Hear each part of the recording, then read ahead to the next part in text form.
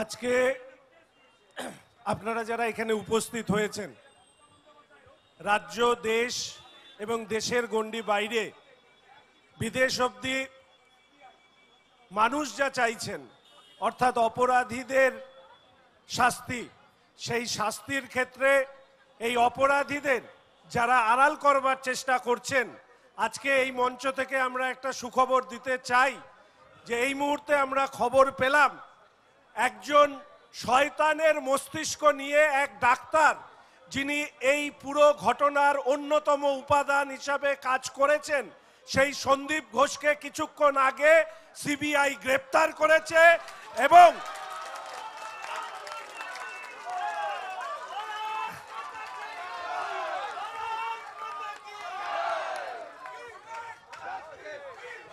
justice, justice, justice, justice, justice, justice, justice, justice, justice, justice, justice, justice, justice, justice, justice, justice, justice, justice, justice.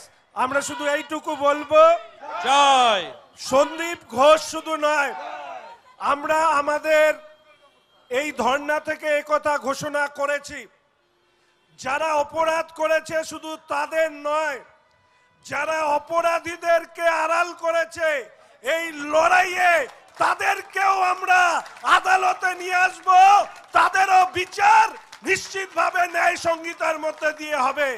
আমরা শুধু এইটুকু বলে রাখি, junior ডাক্তাররা লালবাজারে এই মুহূর্তে অবস্থান করছেন, তারা দাবি করেছেন, তারা অনুরোধ করেছেন যে কলকাতা পুলিশ কমিশনারকে রিজাইন করতে হবে বা তাকে অপসারণ করতে হবে। যতক্ষণ না পর্যন্ত পুলিশ কমিশনার ওনাদের সাথে দেখা করতে আসবেন, ওনারা এই অবস্থানে বসে থাকবেন। আমরা ধর্ণা মঞ্চ থেকে ওনাদের প্রতি সংগতি জানিয়ে কথা বলতে চাই, আমাদের নেতা এবং জেনারেল সেক্রেটারি এমপি জ্যোতির্ময় সিং মাহাতো তিনি একটি টুইট করেছেন যে লালবাজারে ধর্ণারত ডাক্তারদের উপরে হামলা হবার সম্ভাবনা আছে।